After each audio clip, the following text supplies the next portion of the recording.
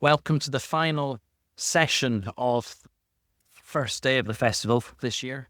It's called Is Anti-Extremism a Threat to Liberty? And the partner for this session is Living Freedom, which is the initiative organised for young adults by Ideas Matter, the educational charity that I work for at the same time as working for Academy of Ideas. Just a brief introduction. When the Home Secretary, Yvette Cooper, about 3 months ago declared a new strategy to combat extremism and included misogyny as an example of the targeted behaviour, it was the latest indication of what seems to be an ever-expanding remit of behaviour to be controlled by state counter-extremism initiatives. Of course, that does include things like Islamist terrorism. The far right is regularly cited. In fact, you could argue that people feel distinctly comfortable talking about the far right rather than Islamist terrorism. We do also hear of extremist eco-warriors, incels, Islamophobes, populists, the extreme left. I mean, extremism and what it includes under that banner seems to be just so ubiquitous these days. So I want to use this session to get to grips with what's driving the trends towards labelling ever more behaviour extremism, and given the plans to deal with it in terms of constraining people's speech or curtailing protests, then what are the consequences and how should we respond? At a time when there is a terrorist threat, obviously, and I think we all know that and would say there is, when Jews and Muslims feel under threat, whether from some of the more radical elements of protests or even from riots, when MPs have been threatened and public figures targeted, sometimes even at their homes actually recently, is there a legitimate question around whether constraints should be more adopted in public life these days? So I kind of want to untangle a little bit where the boundaries lie between resisting intolerance and tolerating views and ideas. And is extremism easily a useful concept today to understand some of these issues that we're speaking about? So that's the kind of territory that we want to cover. Let me quickly introduce my panel in the order that they're going to speak. So firstly, we're going to have Silkie Carlo, who's second from me, along to the right, director of Big Brother Watch. Very much, I think, made Big Brother Watch a force to be reckoned with in the kind of battle for civil liberties over the past, 6 years you've been director now? 7, yes. Very much come to the fore. And very interested in doing work around emerging technologies, upholding rights in the field of state surveillance, policing technologies, big facial recognition campaign that they've done recently. So welcome to you, Silkie. Secondly, of Munira Mirza on my far right, Chief Executive of Civic Future, a charity that identifies and trains talented young people to enter public life. Munira was the director of the Number 10 Policy Unit between 2019 and 22. She previously served as a deputy mayor under Boris Johnson in London, which means very much that she's been at the coalface of in terms of where some of these tricky decisions have been taken in government and institutions about how to deal with extremism. Thirdly, on my far left, we'll hear from Professor Ian Acheson. He's a senior advisor at the Counter-Extremism Project, a high-profile US-based NGO that promotes effective practice and innovation on countering violent extremism worldwide. He's written extensively on public safety and counter-terrorism. He's a visiting professor at University of Staffordshire, and he's just published a new book called Screwed, Britain's Prison Crisis and How to Escape It. He's a bit of an expert on things like prison reform. And if you want to find out more about that, then what you need to do is not drink too much tonight and instead come in at 10 o'clock tomorrow, where Ian's going to be speaking about that book, and you can ask him more about that. Fourth, on my immediate right, we've got Eli Vieira. I'm very pleased to welcome him because he's come all the way from Brazil to be here. He's a journalist, editor of Gazeta do Povo. He founded what was, at the time, I think, the largest secular humanist association in Latin America. He's come to prominence recently because along with Michael Schellenberger and others, he was the guy behind the Twitter Files Brazil. Many of you will know about the Twitter Files in America, but there was also a Brazilian version. So some very important work done there. Finally, on my immediate left, we've got Lou Gittos, who's a defense lawyer, Murray Human, director of the Freedom Law Clinic, which is a very brilliant organization, actually, that tries to build a different future for legal education and indeed offers free legal assistance, actually. If you want to speak to Luke after this, if you're in need of it, any of you budding extremists. Luke's also a columnist at Spite, regularly appears in the media, and a few years ago he wrote a very interesting book called Human Rights, Illusory Freedom. So, can we welcome them all, please?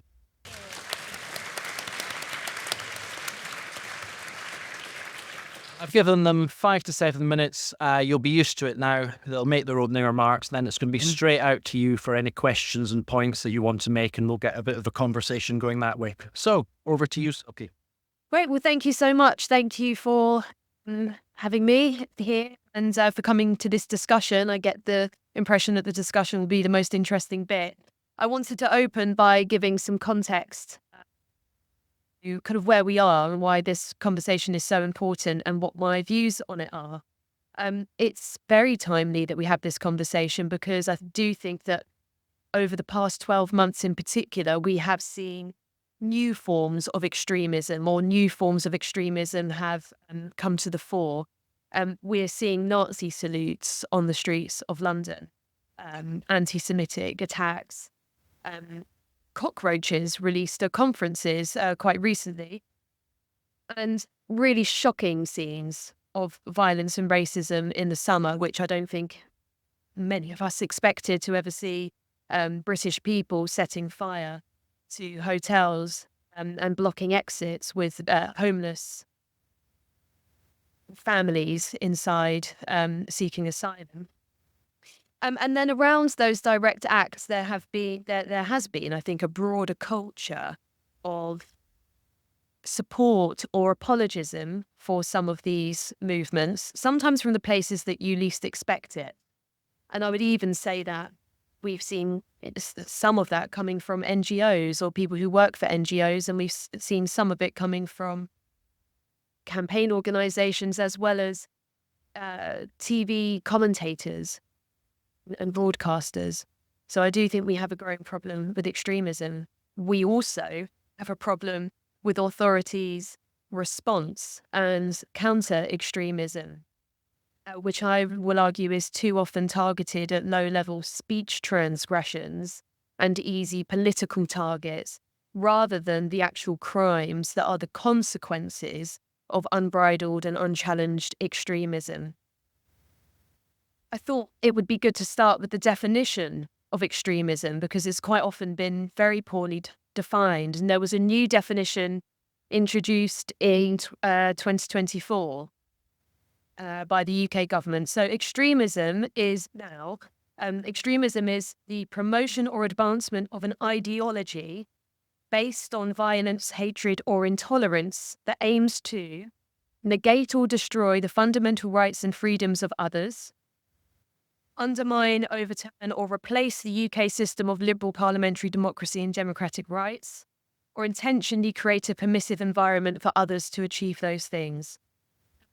And when the government says negate or destroy fundamental rights and freedoms, they define that as particularly those rights protected by the Human Rights Act, the European Convention on Human Rights, which, of course, there is now a mainstream political movement in the Conservative Party and others to repeal those rights. You can already see how broadly this definition of extremism applies. We might agree that those are bad things. And by the way, the Human Rights Act protects, although it's being maligned by lots of people in political sphere at the moment, it protects some quite fundamental rights: the right to life, the right to a fair trial, privacy, free expression, protection from discrimination, freedom from torture, among other rights. But there is a movement to repeal them. So we might agree this kind of extremism encapsulates lots of bad things. But it's not clear with that definition what the conduct element is. What is it? How do you actually define what extremism is if we're talking about thoughts rather than actions? And that's where it gets really sticky. And the police are moving more towards policing thoughts and views rather than actions. Even the government's counter-terror legislation reviewer said about this new definition that it would be seen as undemocratic. He said, what we see is a move away from people who are doing bad things towards people who think bad things. Well, if the counter-terror legislation reviewer is saying that, I think we have something to worry about. The way that counter-extremism manifests in our society is through things like the prevent duty, which I think you'll be familiar with. So the prevent duty was introduced in the counter-terror years, which obliges public bodies and therefore teachers, healthcare workers, etc., have in regard to the need to prevent people from being drawn into terrorism. And basically what that means is that they're required to monitor and report on people that they suspect are vulnerable to extremism. The statistics from a few years ago showed that a child under 10 was being referred to prevent every single day.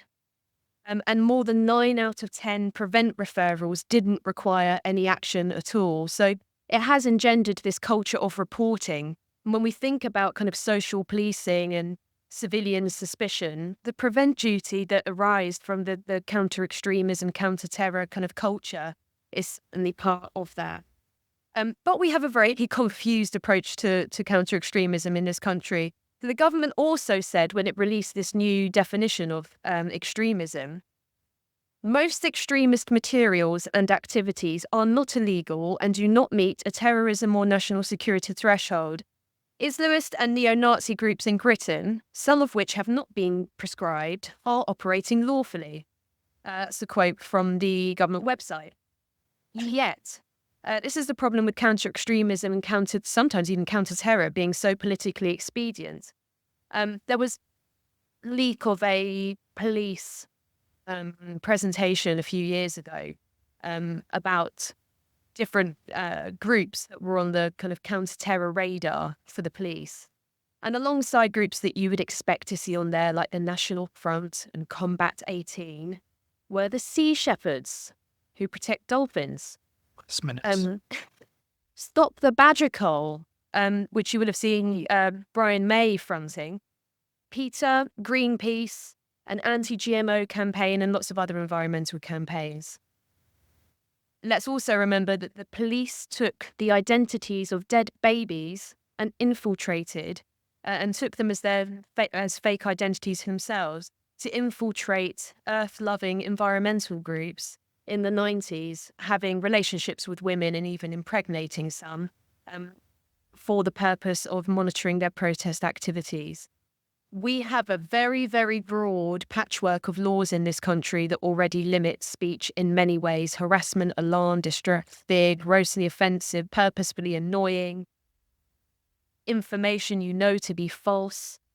All of these kinds of speech transgressions can be criminal offences. I share the concern that I think was expressed in the introduction about the government now looking at cracking down on misogyny, because we have to understand that in the context where, first of all, less than 10% of crimes are actually prosecuted at the moment in this country overall. We have the lowest for sexual offences. Only about 2% of reported rapes are prosecuted.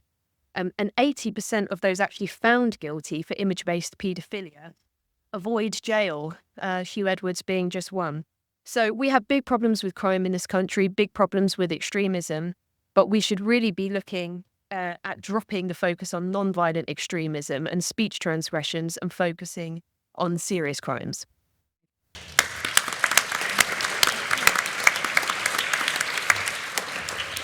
Munira, your thoughts, please. Great, thank you. Thank you very much for inviting me to speak. I'd like to start by talking about two separate incidents that took place around the same time in 2021. The first incident, I'm sure will be familiar to many of you, is the incident of the teacher at Batley Grammar School in Yorkshire who was forced to go into hiding. For those of you who don't know this story, he taught a lesson about free speech and religion and decided to show an image of a cartoon of the Prophet Muhammad. And this was a pre-planned lesson. He discussed it with colleagues in advance. When a report circulated that he had done this, some parents locally and activists protested outside the school, and then a number of threats were issued to the teacher online and offline, and the teacher and his family went into hiding. And bear in mind, this incident took place only a few months after a French teacher had been murdered by Islamist extremists for doing something similar. So the school in that case, rather than defend the teacher, decided to suspend the teacher and apologise to the local parents. And the council, Kirklees Council, praised the school for doing that. The West Yorkshire Police, as far as anyone knows, didn't arrest anybody for issuing those threats. And as I said, the teacher is still in hiding. So that's the first incident. The second incident I want to talk about took place only a few weeks after this in Scotland. A feminist and gender-critical campaigner called Marion Miller was arrested by the police and charged under Section 38(1) of the Criminal Justice and Licensing Act in Scotland for allegedly tweeting 3 transphobic comments. Miller is part of a group called For Women Scotland. I think they might even be here today. And she was accused of hate crimes. The charge against her was eventually dropped a few months later. But what was her actual crime? Had she endangered anyone? Had she caused any individual to feel that their safety was under threat? No, she had expressed a viewpoint on Twitter, very strident viewpoint, one that some people might find offensive. But essentially, she had expressed an opinion. So what do these 2 different cases tell us about the way in which we talk about extremism and the way in which authorities respond to it? Well, I think that they suggest a huge confusion about what is extremism and what we should be prioritising.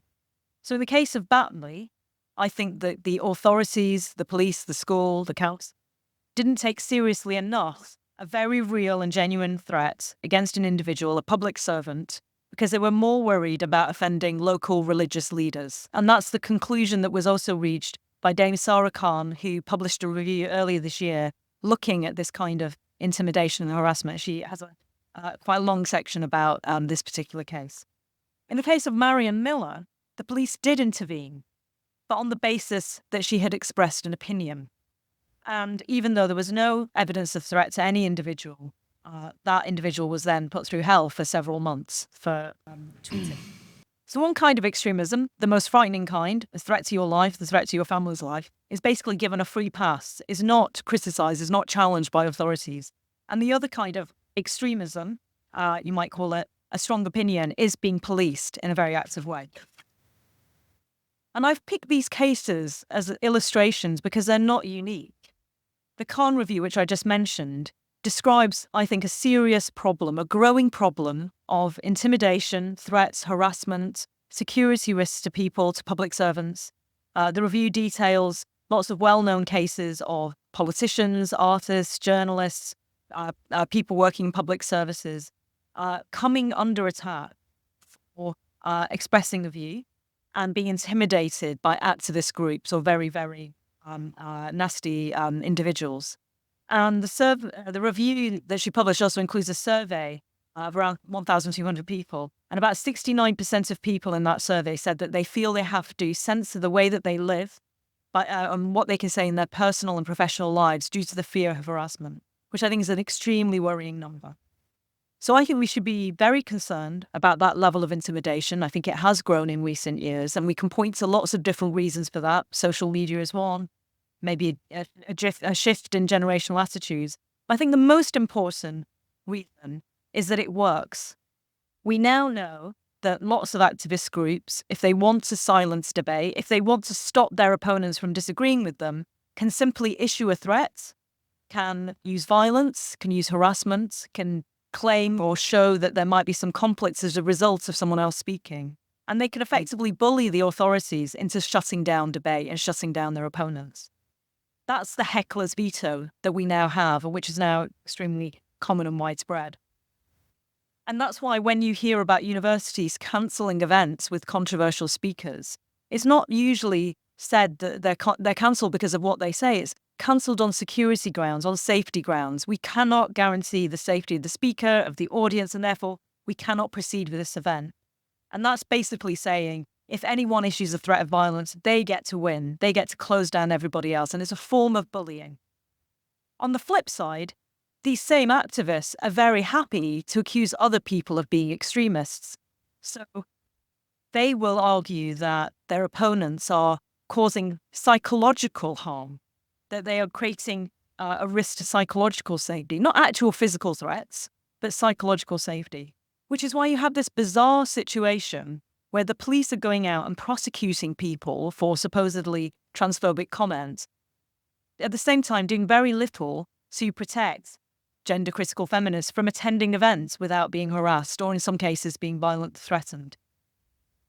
What the police, what the authorities are being drawn into policing and censoring is opinion, as Silkie says, but not necessarily tackling the genuine threats that people have that are harming our civil liberties. It also explains the same paradox, I think, where Islamist extremists, sympathizers to those extremists, will argue that who are very, very keen and very happy to attack secular Muslims, attack other minority groups like Jews, but then themselves complain that they are victims of Islamophobia and want to restrict the speech of other people. So I think that there's a real growth in intimidation and harassment by activist groups, and they are very adept at playing the victim card and calling other people extremists, fascists, transphobes, racists, etc., in order, very, very explicitly, very deliberately as a tactic to try and stop people from debating issues. So to be absolutely clear, I am not an extremism denier. I think there is a kind of extremism that exists in the UK and in other countries. And I think the state does have a right and a duty to protect individuals, to protect people's rights and abilities to have speech, to have debate like the one that we're having today. I also think it's perfectly reasonable for the government to want to monitor people who have extreme views up to a point and to have programs like Prevent, because I do think we need to try and minimize and reduce the threat of terrorism. And we need people to be looking at what's happening online and what people are saying. But I would draw the line and say, ultimately, people do have the freedom and should have the freedom to express their opinions. I also think it's perfectly reasonable for the government to say that they don't want the civil service or government to engage with people who are very actively hostile and willing to use violence to further their aims. So I think that's reasonable. But I don't think it's reasonable for government, police, authorities to start censoring our speech and our debate. And I'm sure if I had more time, I could think of lots of other examples, but I'll leave it there. Thank you. Yes, we can come back to it.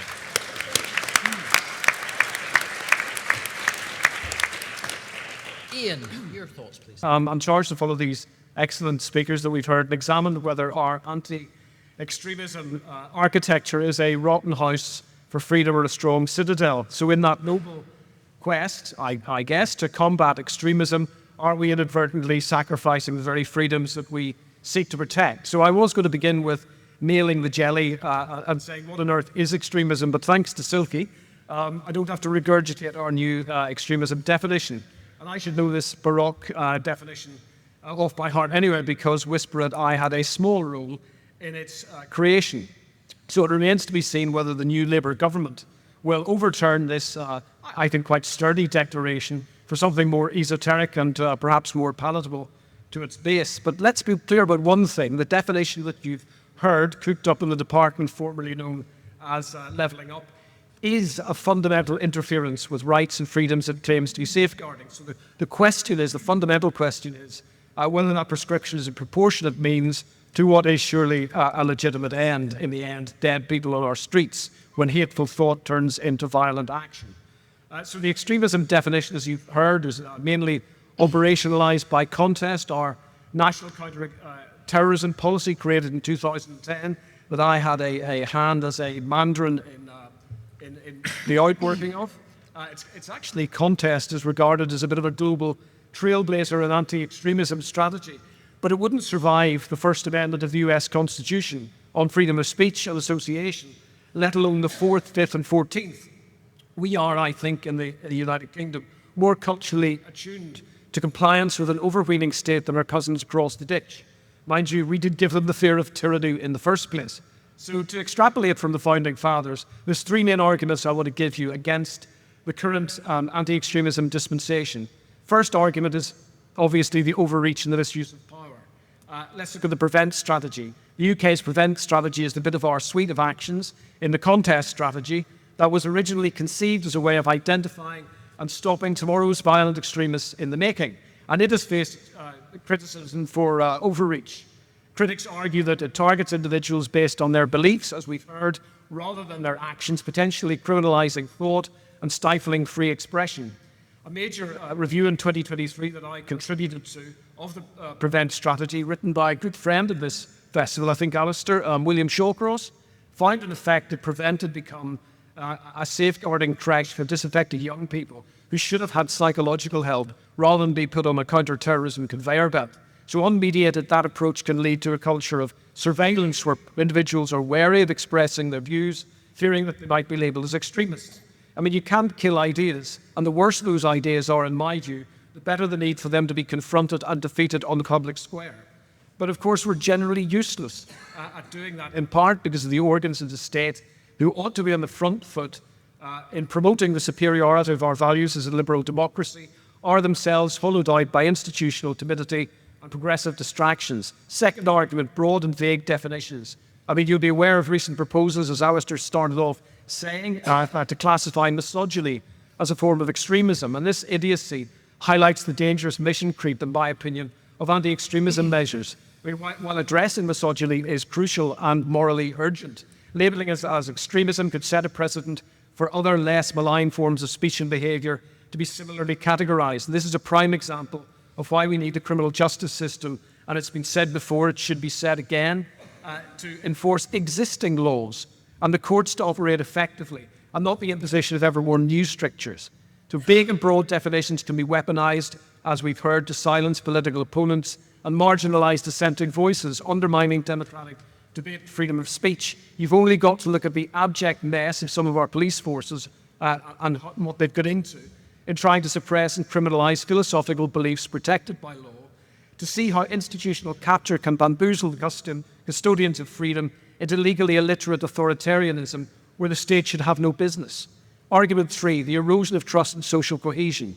So anti-extremism measures, while well-intentioned, can disproportionately affect certain communities, leading to feelings of alienation and mistrust. Those forms of activism will not be successful delivered via the imposition of top-down macro strategies curated in Whitehall, in postcodes where trust in the state and its institutions is actually, I believe, in perilous decline.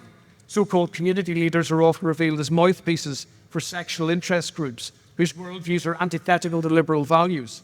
You could probably hear from my twang that I'm from Northern Ireland, and I've seen the sectarianisation of society at close quarters growing up. We aren't here yet in Great Britain, yet there are parts of this country, I believe undeniably, that are completely disconnected from mainstream life and values. So when those communities perceive themselves unfairly targeted or stigmatised by the state, it undermines social cohesion and the very fabric of our democratic society, leading to further polarisation and extremism. If left alone, of course, hateful ideologies can metastasise. So who said any of this was easy?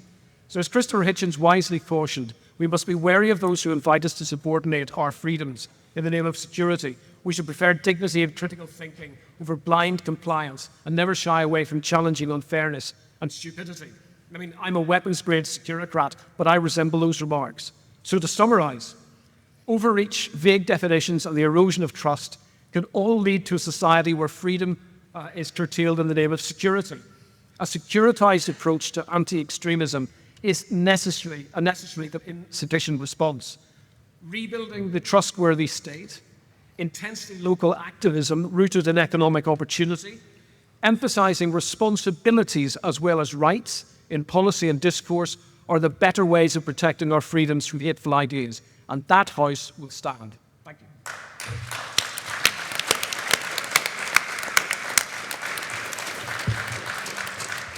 you. Eli, do you want to give us your thoughts? Sure. Thank you so much for the invitation, Alistair. I'm quite impressed. I would like to have something like this in Brazil. My first time at the battle. Debate is so rare in Brazil. When it is aired at all on TV, it's so late that it might as well be pornography. So, quite impressed. So to start with the question that we're debating here on the panel, I was a bit worried, and I said it to Alistair, because I understood that he wanted me to be a bit balanced, that I cannot be balanced. But that was not what he actually said, to be fair. Because I know for a fact that anti-extremism is curtailing liberties in my country right now. It's all in the name of democracy. It's all in the name of fighting populism, right-wing populism. People seem to forget that the current president, Lula, he made a career out of left-wing populism, but he rarely gets called that. So to give you an example of what's happening there. So a couple of weeks ago, I saw that in this country, two young women were sentenced to 20 months and 2 years in prison for throwing tomato soup on a van. You've heard the case, right? So to give you a similar thing that happened in Brazil. So this supposed extremist, Bolsonaro supported for sure. She was part of that unfortunate day. It was a Sunday, a quiet Sunday, that people went to the Three Powers Plaza, as we call them, where there is the building for the Supreme Court, the building, the President's Palace, and also the Congress. And they broke everything. They were very unhappy about Lula being elected president. And that was January the 8th, 2023. This woman was there. Her name is Deborah Gonçalves. And what she did was she took a lipstick and wrote, "You lost, mate," on the statue of Lady Liberty. Okay. For this, she was sentenced. She's awaiting sentence, actually, but she's been in prison since March 2023. She's got 2 young children waiting for her at home. And Alexandre de Moraes, who is that judge who was having a spat with Elon Musk, you might have heard about that too. Well, he said that she's too dangerous to be released to see her children. And I expect her to be sentenced to at least 13 to 17 years in prison. So it's about 200 people that have been sentenced to harsh sentences like that. And that's the average, 13 to 17. And 17 years prison sentence, it's been recurring. Alexandre de Moraes has applied a lot this number, 17, because that's the number that people would key in to vote for Bolsonaro on our voting machines. So you can see how impartial this judge is. And I brought his words, so you believe me. He explained what he's doing. August last year, he said, we are seeing the growth of a populism based on an extreme right ideology, but a populism that smartly is attacking democracy from within. So that's how he explains his actions. And he uses phrases that are not to be found in any Brazilian law. For example, Glenn Greenwald, the famous American journalist, he found out that Moraes had this special office. What they were doing there can only be called fishing expeditions. That's when you decide who is the person you want to prosecute and then find the crime. That's one of the things Moraes has been doing. And Glenn Greenwald reviewed that at Brazil's largest newspaper.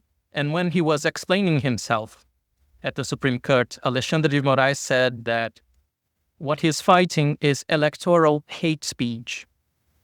That's not a term in Brazilian law, and we've grown accustomed to him writing these sentences. It looks like a teenager's blog. He writes all caps. A freedom of speech is not the freedom to attack the institutions, he said. So he has a lot of little sentences like that, like buzzwords and such. So that's what we've been through since the Supreme Court. Alexandre de Moraes is not doing anything by himself. The whole court seems to support him. And this court expanded its own powers in 2019. Is that extremism? Maybe institutional extremism? When a court gives itself more powers. And the judge who opened the first, they have now about 9 illegal investigations. They are secret. The judge who opened the first one, he said they have the moderator power above the 3 legislative, judicial, etc. So, and this is the same name that Brazil had for this dictatorial power over the three normal powers. It was a moderator power. So this judge said in Supreme Court, he was the president of the Supreme Court at the time, that they have this moderator power. So the court decided to govern the country. I call this undecimvirate. I don't know how to say that in English, but you remember the triumvirate? Is that how you say? In ancient Rome, we have undecim is 11. So we have the government of the 11. So, we're waiting for the Senate to do something about this judge and the whole Supreme Court. But I don't know, sometimes I'm despondent. But seeing this, being among you and seeing all this lively debate, I'm hopeful. Thank you very much.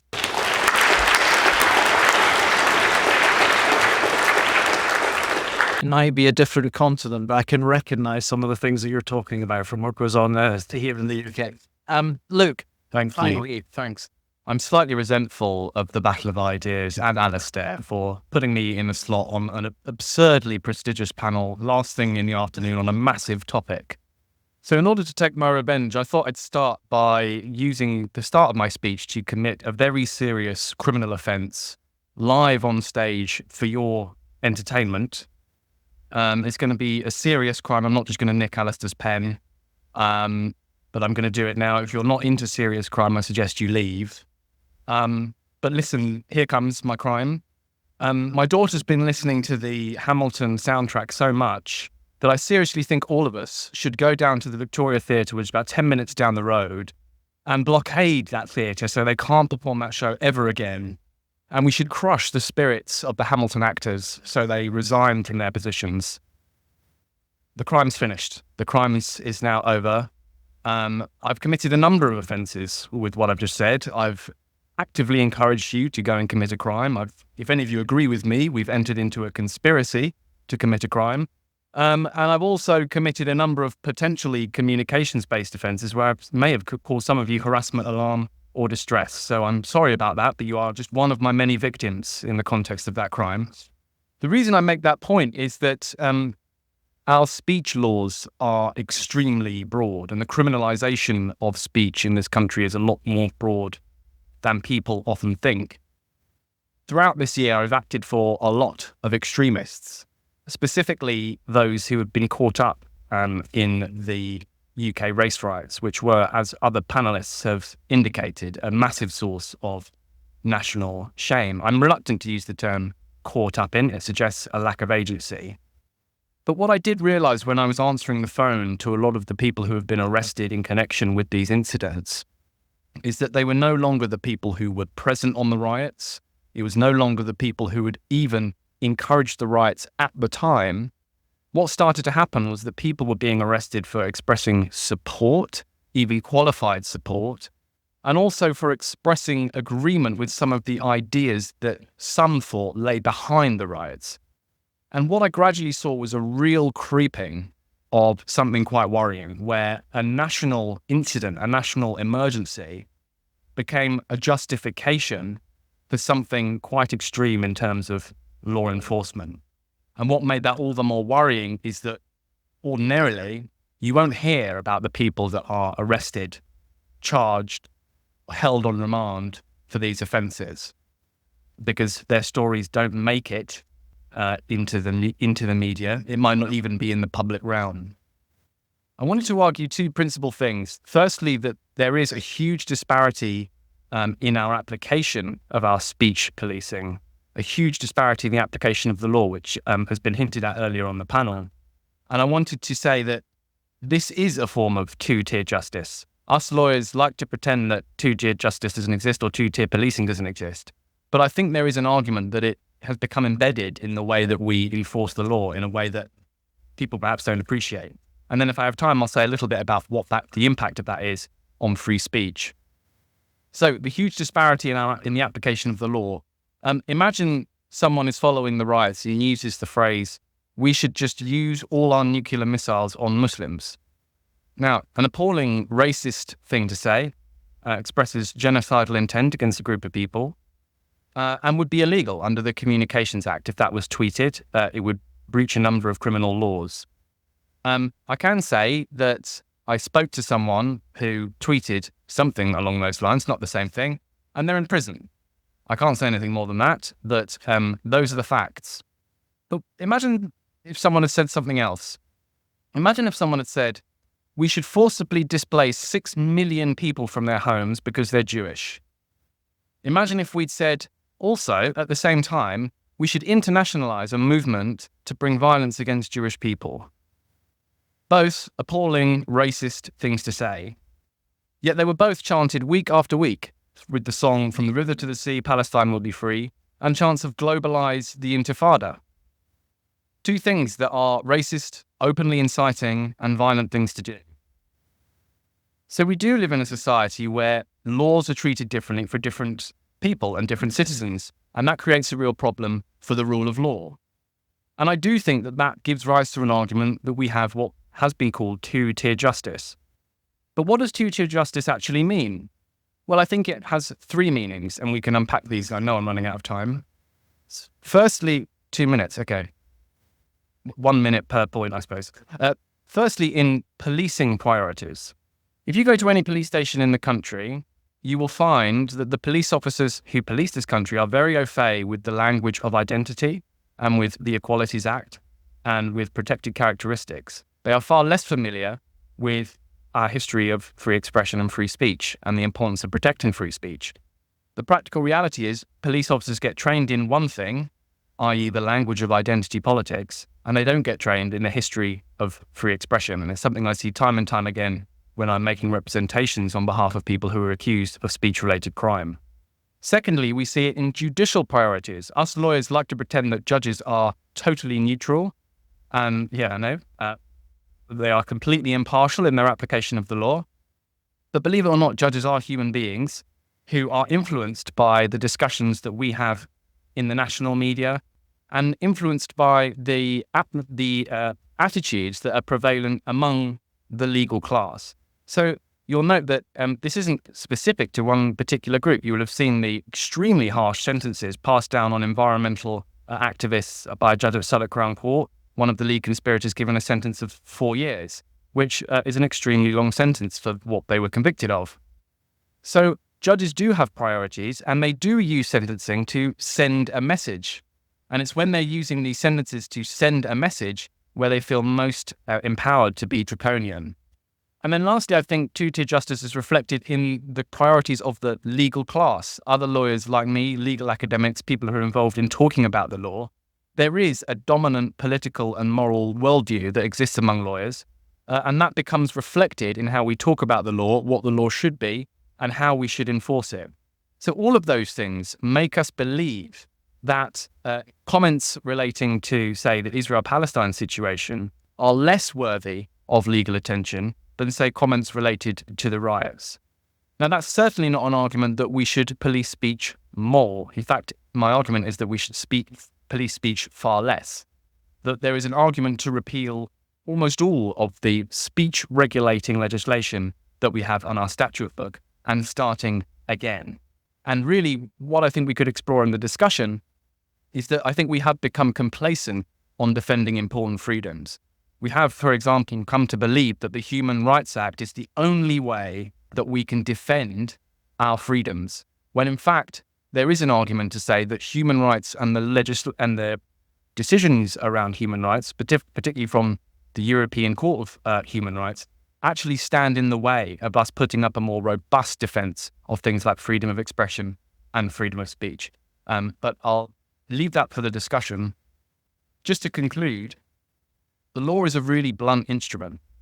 And I think you come to realize when you're sat in a police station interview room with someone whose life is falling apart because of something they've tweeted in a moment of madness, that actually we need to think about the impact of law on people's lives a lot more. The law has the power to stop you living in your own home. It has the power to take your possessions from you and never give them back. It has the power to stop you working for months and months at a time. The physical toll can be extreme. The psychological toll can be extreme. And obviously, that is going to have an impact on the risks people feel comfortable in taking when they're making their arguments in the public realm. And that is where I think the impact on free speech truly lies. Okay, thank you very much.